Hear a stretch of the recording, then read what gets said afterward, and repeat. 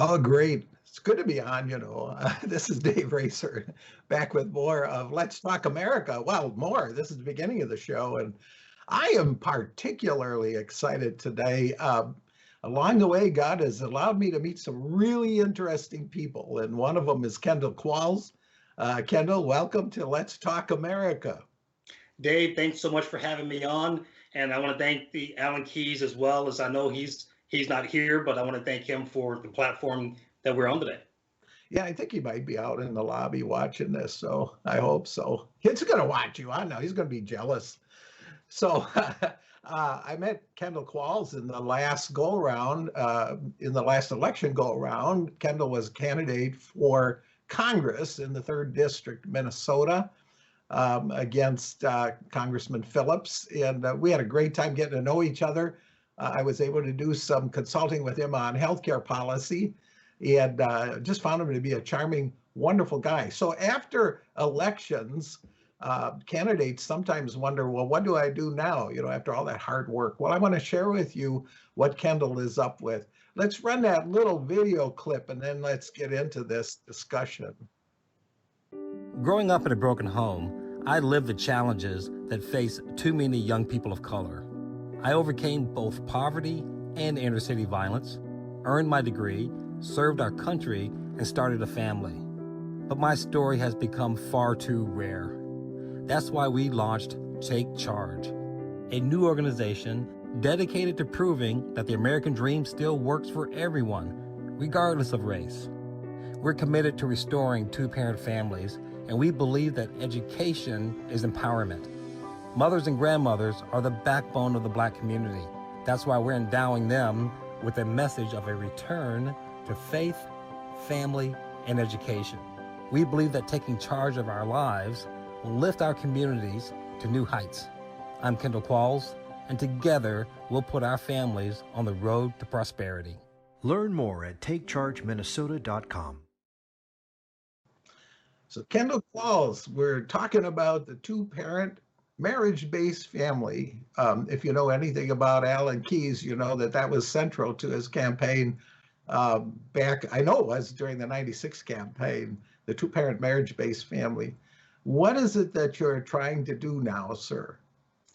Yeah, it's just quite simple. I want to prove that the American system still works. It works for everyone.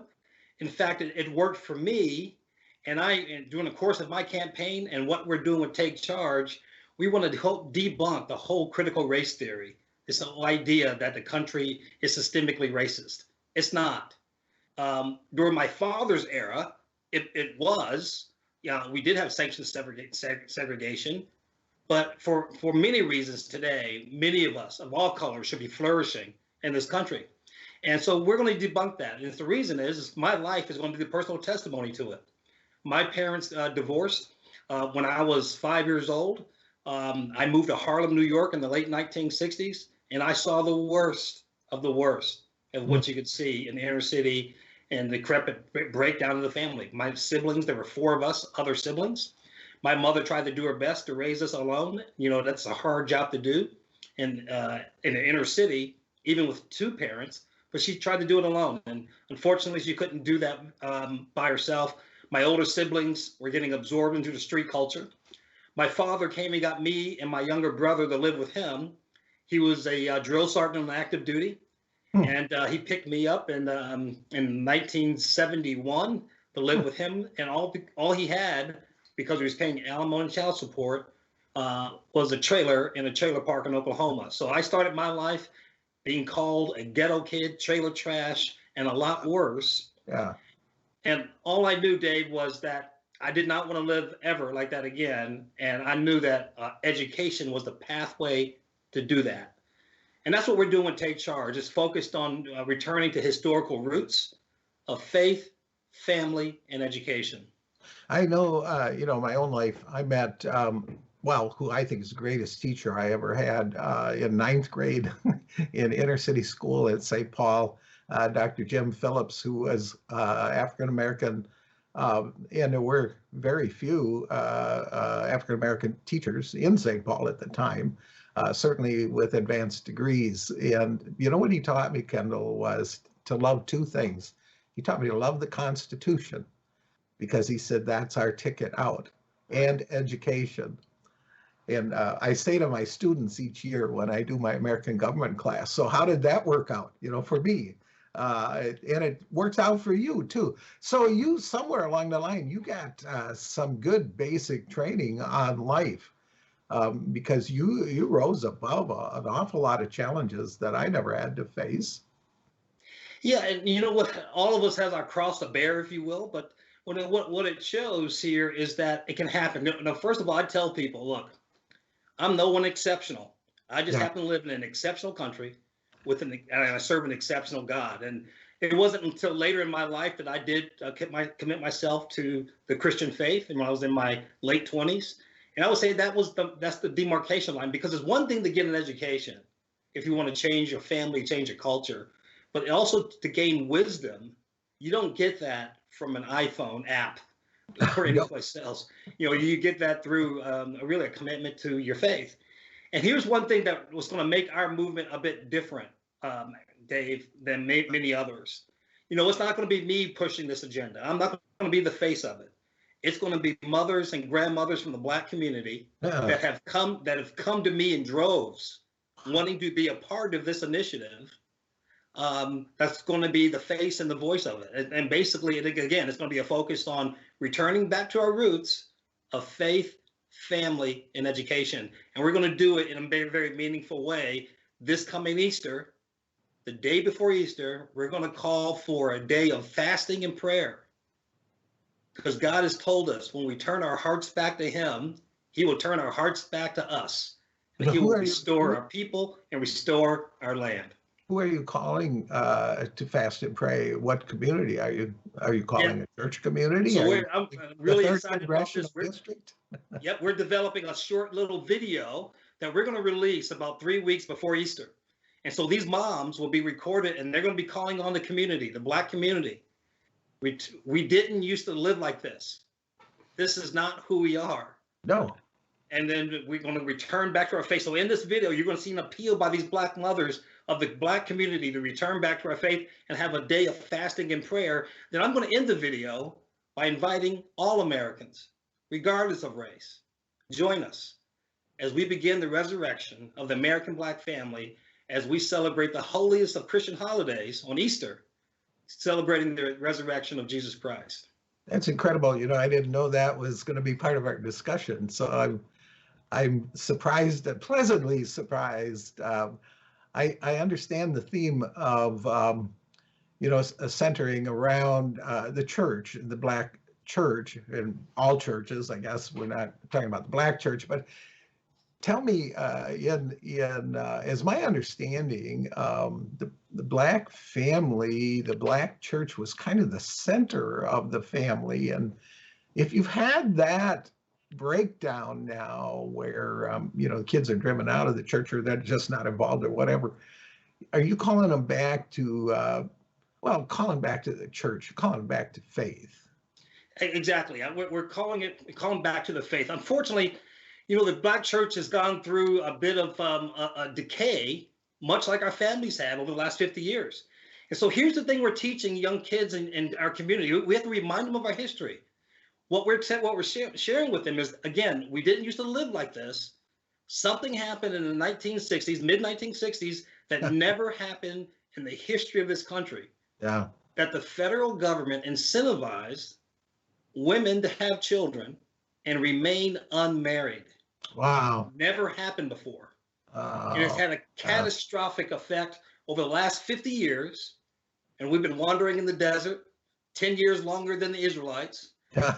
We're going to come back home. We're going to come back to the cross. And again, we're doing this on the platform of TakeCharge, and we'll help organizations, we'll help people get connected into the right religious communities. We don't want to send someone to an organization that's no longer committed to the Christian faith. So we're being very, very diligent about that. And we're going to vet that here through our organization. Yeah, so I'm sitting here thinking about statistics. You probably don't realize, because I don't look that old. I graduated in 1965. And so right in the middle of when the Great Society program started, we just had The Civil Rights Act of '64. Right. That was a big deal, really big deal. I'm learning more and more about that even today. But the Great Society programs launched at the same time. There were forces in the United States that were working purposefully to destroy our country.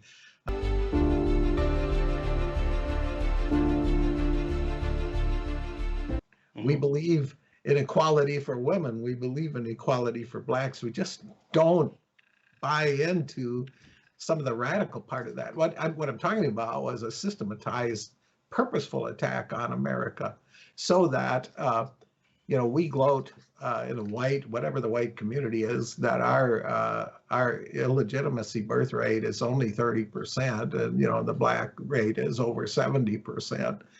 Well, holy smokes! I mean, Alan wrote in Masters of the Dream, I remember that it was something like 15% of children were born without a dad in the home during slavery. Right. Right. This breakdown of the family is monumental, and this is what you're targeting. Yes, this is what we're targeting, and we're going to get it back. Again, we're not asking for any government assistance, a government program, a government grant. We don't want anything from that. We're going to do this organically. And people in the faith, we have everyday Americans are rooting us on. And here's a scenario how grave of an issue this is, Dave. In my lifetime, we have seen the near extermination of the American black family.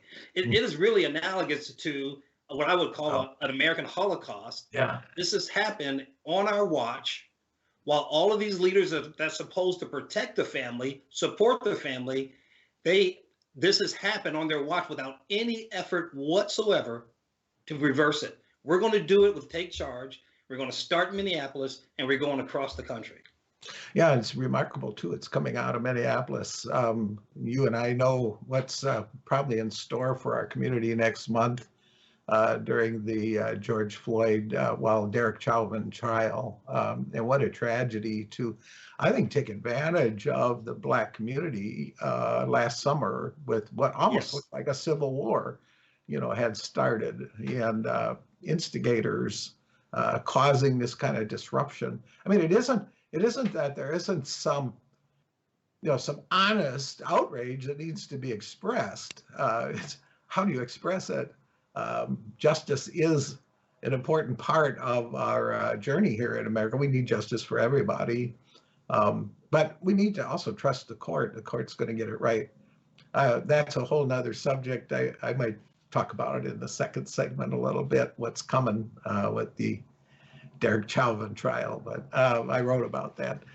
Tell me, you ran for Congress, and you ran in a district that is probably a swing district now. Yes. What they would call purple, right? Right. And you ran against an incumbent, although first-term incumbent. During the campaign, how much of this discussion did you have? Did you see that growing as you were out there more, or did you have much discussion about family? It's ironic, Dave. I had planned not to make race an issue in my campaign at all. Yeah. Basically, here's a guy that started his life with literally nothing, and I'm running against the third wealthiest member of the House of Representatives. You couldn't get more of a contrast from that. He's white and I'm black, and I'm not making race an issue of it. And ironically, he comes out and he basically accuses Minnesotans guilty of white privilege. So I mean, he opened the door to this thing, and we ran a Mack truck through it, and basically said, "Wait a minute, let's make this clear." I stood up on the side of our country. This country is not systemically racist, and here's the distinction: do we have racist people in this country? Sure. Absolutely, we do. Yeah. Is the country racist? Absolutely not. It's a subtle but distinct difference, and I tell you that I'm going to create a wave and a revolution of people of all races that are going to line up on our side, because the facts don't line up with the issue.